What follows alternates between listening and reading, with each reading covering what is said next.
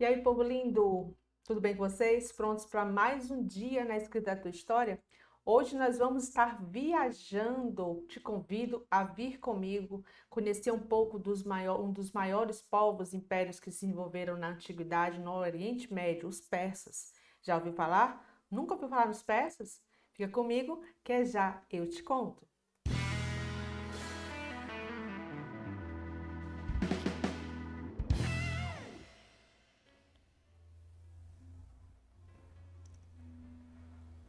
E é isso aí, sou a professora Franciluce no canal Mais História e hoje vamos falar dos persas. Já te convido a se inscrever, deixar aquele like, compartilhar com seus amigos e comenta para ajudar no nosso trabalho, para que a gente possa estar melhorando e aperfeiçoando o nosso trabalho. Então, vamos de estudos.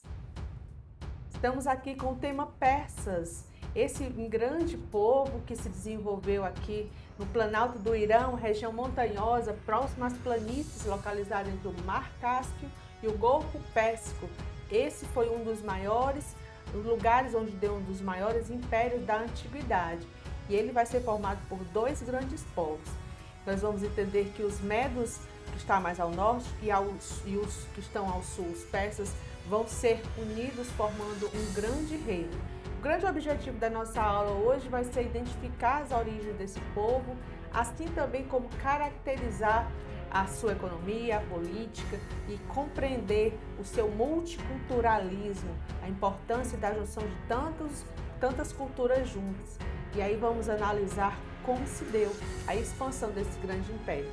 Vamos estar vendo aqui que durante mais ou menos 4.000 anos antes de Cristo, o que hoje é o que hoje é o Afeganistão, a Arábia Saudita, Catar, assim como o Irã, assim como Jordânia, Kuwait, Líbano, são importantes estados, nações que hoje formam-se no pleno século XXI. O que ocorreu há mais ou menos esses 4.000 anos antes de Cristo? Que povos se desenvolveram nessas regiões? Nós vamos estar entendendo que durante aquela fase de sedentarização, muitos deles se estabeleceram próximo a rios importantes que vão favorecer o crescimento de grandes culturas, de grandes sociedades e a formação de estados e nações, o início da formação de estados e nações.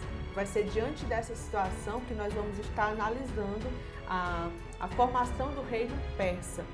Os medos e os persas são importantes povos, nós vimos aqui no mapa, deixa eu ver, aqui o mapa, e essa formação desses povos, medos ao norte e persas ao sul, vão estar fazendo a formação do reino persa.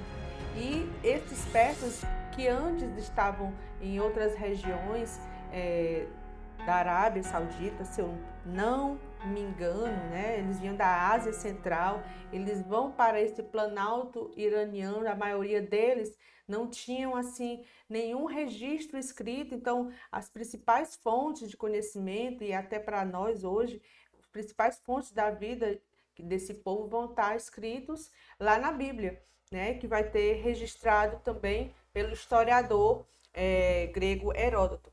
Tanto a Bíblia quanto os feitos de Heródoto vão estar trazendo informações sobre, além desse povo, outros povos. Ela vai ser fruto desses dois povos. Você vê aqui a localização próxima ao Cáspio e ao Golfo Pérsico, no Planalto do Irã. E aqui nós temos, com a junção desses dois povos, vai existir um grande nobre persa chamado Ciro.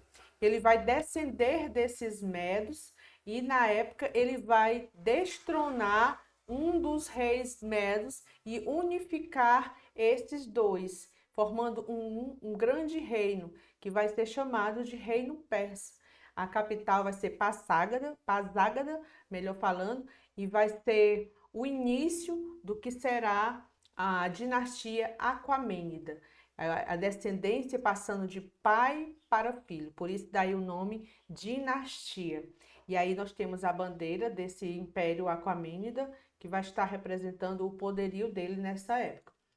Vamos estar analisando agora que todas as fontes que temos dos feitos dos persas vão estar registrados pelo historiador Heródoto, que vão estar sendo as principais fontes, né, para buscar os vestígios deste rei, que foi o rei Ciro.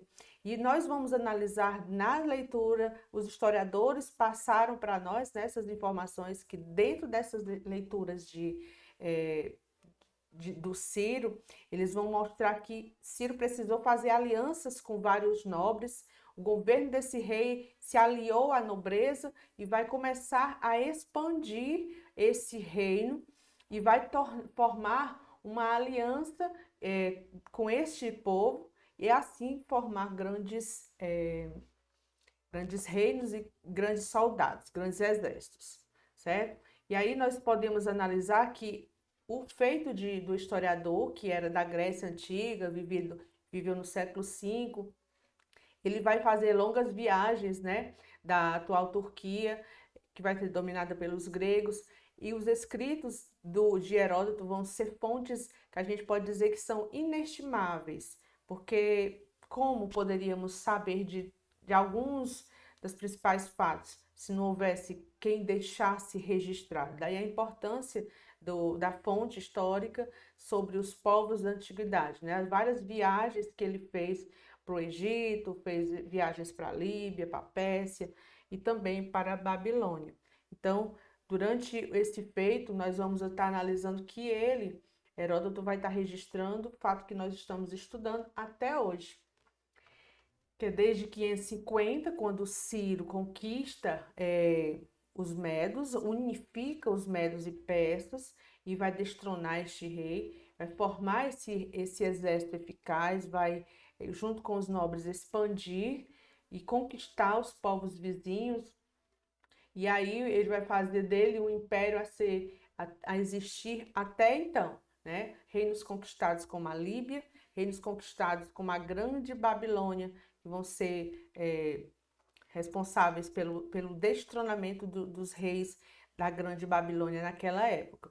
Então, após a morte de Ciro, em 530, a continuação dessa expansão vai se dar pelo seu filho. Como é uma dinastia, a dinastia Aquemênida vai ser prosseguida, vai ser da continuidade com Cambises, que vai ser o que vai ser o sucessor, continuando a ser chamado também de império por conta da conquista do Grande Egito. Então aí nós estamos vendo Ciro Grande e uma imagem representando a pessoa dele. E era tão importante o feito de Ciro, que nós vamos estar analisando agora, que ele, devido a essa multiculturalização, essa valorização da cultura, ele vai estar sendo reconhecido e bem respeitado com todos os povos conquistados. Desde o século VI, eles vão se estabelecer toda essa faixa que nós vimos aqui do Egito, da Turquia, a atual Turquia, a Palestina, a Síria, a Mesopotâmia, vão estar mais próximo a essa região aqui, a Pérsia e o norte da Índia. Então, a partir do século VI, toda essa região aqui vai ser dominada pelos persas. E vocês vão estar observando que esse multiculturalismo vai ser a marca registrada do governo de Cambises, por conta da forma como ele vai lidar com esses povos conquistados, né? Ele vai permitir que esses idiomas, o idioma desse povo, a religião, possa ser respeitado, os locais, tudo isso aí vai ser respeitado. O que Ciro impõe diante disso é que eles não se levantassem contra o conquistador, no caso o rei Cambises, no caso, né? E também pagasse os tributos, né? Não se insurjam contra esse rei e também paguem os tributos. E muitas vezes esses governantes locais, eles vão ter poder representados e com a permissão deste rei Cambises, né? Por suas proporções, eles vão manter suas tradições, suas manifestações locais desses povos conquistados. E aí a marca vai ser esse multiculturalismo. Vai ter essa liberdade geral de religião, de culto, e vai favorecer a troca de informações, a troca de cultura, que é o que vai enriquecer, unificando as diferentes tribos e nacionalidades. Então, no auge, nós vamos estar analisando aqui que no auge desse domínio, nós vamos ver que a Península Arábica, o Mar Cáspio, no Mar Negro e o Mar Mediterrâneo, toda essa região do Mar Negro, Mar Mediterrâneo, toda essa região aqui vai ser dominada pelos persas. Aqui nós temos o início do governo, as conquistas de Ciro, o Grande, no início, quando ele morre, continuação com Cambises, e aí Cambises vai expandir todo esse território aqui de 550 em diante, vai conquistar o Egito, posteriormente vai ser chamado aí de o Império, Grande Império, e devido a essa expansão, ele vai controlar militarmente, comercialmente toda essa região, todo esse tráfico que você vai observando aí no nosso mapa, né? E o domínio sobre essa região vai garantir esse controle e o trânsito marítimo todas essas regiões. Daí a grandeza do Império Persa, o fato de estar dominando. Mas para que esse controle fosse mais forte, fosse mesmo bem efetivo, era preciso que ele sempre estivesse aliado com os povos locais, né? Então ele acabava conquistados pela estratégia de preservar a cultura, se aliando com aquele povo. E Cambises foi muitas vezes confundido ou se assemelhado a, a, ao faraó egípcio como uma forma de trazer o povo conquistado, o Egito, para dentro dos seus domínios e assim ser respeitado. Então, tanto havia no mundo persa uma profusão de línguas, como também religiões, várias diferentes costumes, né? E a aproximação disso vai influenciar um aprendendo a cultura do outro. Né? Todos esses povos conquistados juntos no mesmo local e se procurando haver esse respeito. Então, aí nós já vimos que a cultura do interior do império aproximava o rei do povo conquistado. Isso é uma estratégia que vai funcionar durante um bom tempo. E aí nós percebemos hoje que o idioma persa hoje, devido à antiguidade ter convivido com cananeus, babilônicos, né, hebreus, egípcios, todos esses povos de origem semita, embora esses povos, embora a origem dessa espécie não seja essa origem, eles também fazem parte de um grupo que a gente conhece também como povos indo-europeus. Eles vão ter essas culturas parecidas e próximas com dos gregos, principalmente com relação à língua, né? Com relação também à religião. Tanto um como o outro, eles vão ser povos politeístas, povos que vão ter semelhanças com o grego antigo.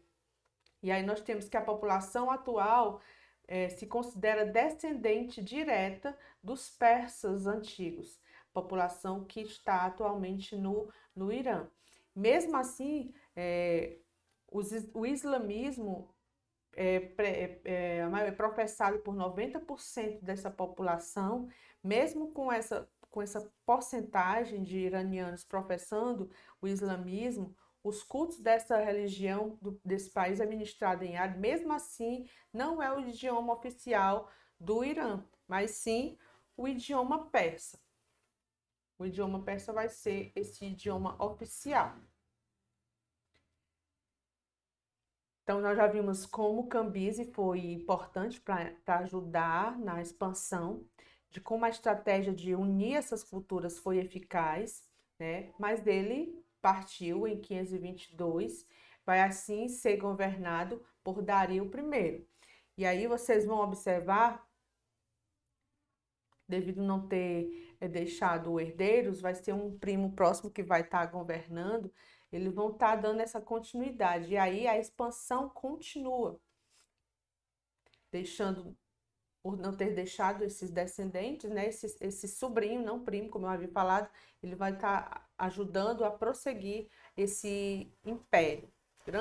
Ele vai ter grandes diferenças de Cambises, e essas diferenças vão fazer toda a modificação da forma de organização. Como o império estava crescendo muito, né, estava muito extenso e tinha muitos interesses, as elites tinham muitos interesses, Dario I, ele vai dividir o império no que hoje nós conhecemos com o nome de províncias ou estados, só que lá na Pérsia, província era chamada de satrápias, ou satrapias, como você queira falar. Como não tem acento, né? É satrapias. E cada satrapia vai ter um governante que vai ser o sátrapa. E esse sátrapa vai estar organizando toda a divisão tanto dos tributos quanto da forma de administrar, né? Eles vão adotar um sistema bem eficaz de administração. E esses líderes também vão recolher esses impostos, vão estar também entregando essas riquezas, no caso, eles vão recolher os tributos, entregar ao governo central, e esses tributos também vão ser proporcional, a divisão desses tributos vai ser proporcional a cada satrapia, no caso, satrapia, né? E isso devia ser, esses impostos deveriam ser declarados pelos próprios sátrapas. Como se fosse um governador, vai ter que declarar. E fiscalizando isso, vai ter um grupo de espionagem para fiscalizar esse serviço, que vai estar sendo desenvolvido por cada sátrapa, e o Dario I vai estar encabeçando toda essa espionagem, vai estar fiscalizando o cumprimento dessa divisão por cada satrapia. Aqui nós estamos vendo como é que era o reino persa, e aí conquista de Ciro, que vai ter essa região aqui, o segundo, o grande, o Ciro vai estar pegando toda essa região, e aí nós temos na sequência a conquista de Dario I. Então, Dario I vai continuar a expansão toda essa região aqui em amarelo, e a grande diferença dele vai ser essa administração, a divisão em satrapias e também a construção de grandes estradas. Nós vamos estar analisando essas estradas. Nós já vimos aí que a economia era agrícola, né? O comércio era facilitado pelas estradas construídas pelos chás, que é governar e construir estradas, segundo ele. Precisava haver um intercâmbio e uma rapidez, que aí você analisa que havia a principal estrada naquele período era muito grande, né? Essa que você está vendo aqui, dessa região, que nós estamos vendo que é desde Susa a Sardes, ela vai de 2.000 a 400 quilômetros, né? Os súditos, eles demoravam até 8 dias para percorrer ela todinha a cavalo. Você imagina, a cavalo. Então, a segurança nesse deslocamento era garantida por patrulhas com mais de 100 postos de controle. Então, eles haviam trocas entre uma patrulha e outra, havia sempre uma troca de pessoas para tanto continuar a viagem, não se cansar e passar adiante. E aí, como vimos no mapa anterior, Sardes e Susa vai ser a Estrada Real, é uma das principais estradas construída por Dario I para ajudar, para facilitar a troca e a rapidez dessa ida e vinda de mercadorias. E é também nesse período onde a moeda Dario é cunhada em ouro, né, no século V, e vai ser uma das principais também para a difusão dos grandes monumentos, da religiosidade daquele povo. Vamos estar vendo aqui que esses monumentos, esses palácios, as obras, né, persa, que nós temos um tapete persa, principal expressão daquele povo, da arte dos persas. Eles vão ter também elementos das culturas diversas. Ele permanece como uma arte bem próxima, bem acessível à elite daquele povo, né, para poder ser apreciada no interior das suas casas, das casas particulares. E o principal registro dos feitos de Dario foi encontrado no monte, que nós vamos estar vendo aqui. Mas esses monumentos, esses palácios, vão ter traços tanto egípcios, vão ter traços babilônicos, vão ter traços de outros povos, porque o multiculturalismo vai permitir que esses artesãos persas possam pegar um pouco de cada povo para trazer dentro da sua arte, seja ela na religião, que também era politeísta, quanto na arquitetura. Nós vamos estar vendo depois isso nos próximos slides. Aqui nós temos alguns registros, né? Nós temos Persépolis, que vai ser uma das capitais. Aqui nós temos arquitetura imponente, trabalhada em prata e ouro. O relevo vai simbolizar a oferenda ao rei.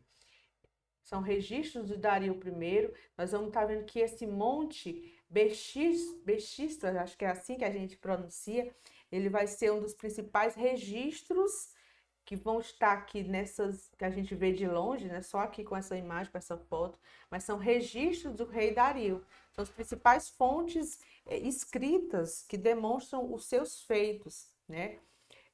Na província de Kermanshah, que está no que hoje é o Irã. Estão todas escritas na pessoa de Dario I, em primeira pessoa, declaração grafada em 3 idiomas, né? O persa, o antigo, o elamita e o babilônico. Ele vai registrar as ações, ele vai reafirmar o seu poder sobre esses povos, e ele vai também, nesses escritos, declarar a sua crença religiosa.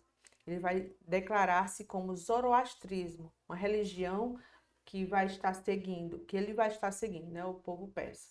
Então, o zoroastrismo vai ser a religião principal, oficial desse povo. E o que seria qual seria a origem dessa religião? Qual é a base, né? Os persas, eles eram, desde o início, zoomorfistas. Zoo vai referir-se a animais, né? Morfistas, cultuando também deuses, representando formas de animais. Também ele vai se caracterizar com essa crença totêmica. E o que seria isso? Considerar os símbolos sagrados, elementos da natureza muito importantes, como o sol, seja a lua, seja a terra, o vento, e vai também estar oferecendo sacrifícios para esses deuses.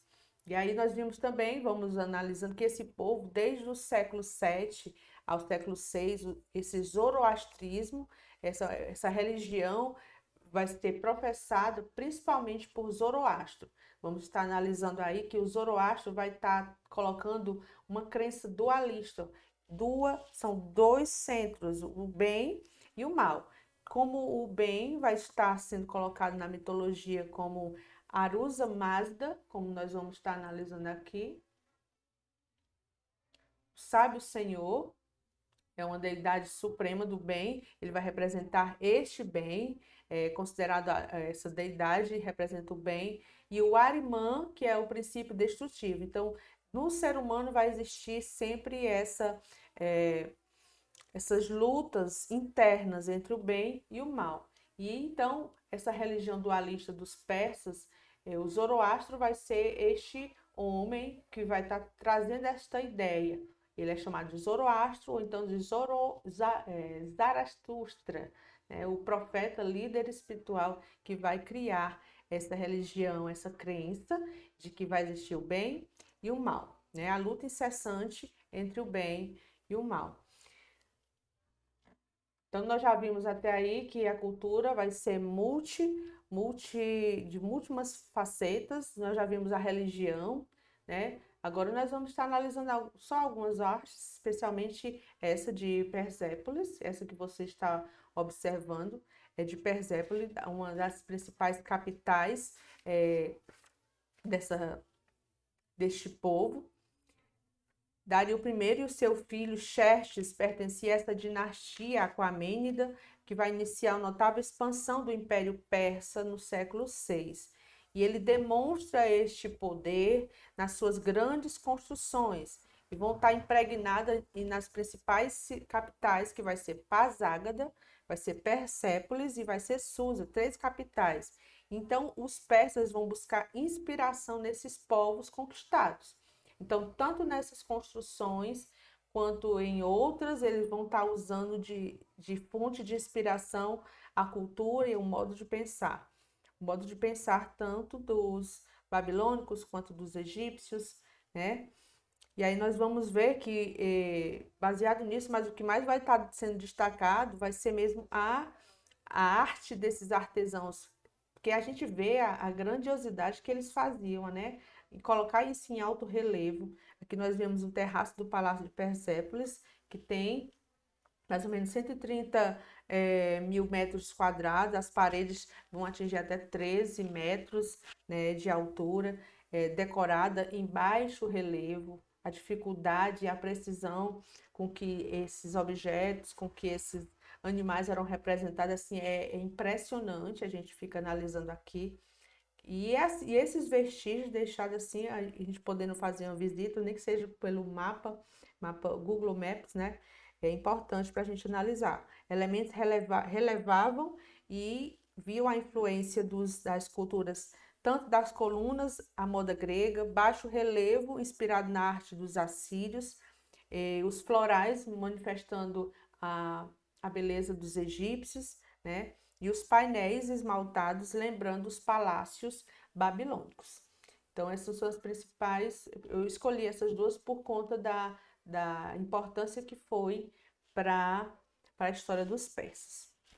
No mais, pessoal, no mais é isso. Hoje nós viajamos por este importante local, que você possa estar analisando, deixando seu like, compartilhando, tirando suas dúvidas e lendo o seu livro para compartilhar e aprender, aprofundar mais o seu conhecimento sobre esse importante Império Persa. Então, obrigado pela atenção, até nosso próximo vídeo.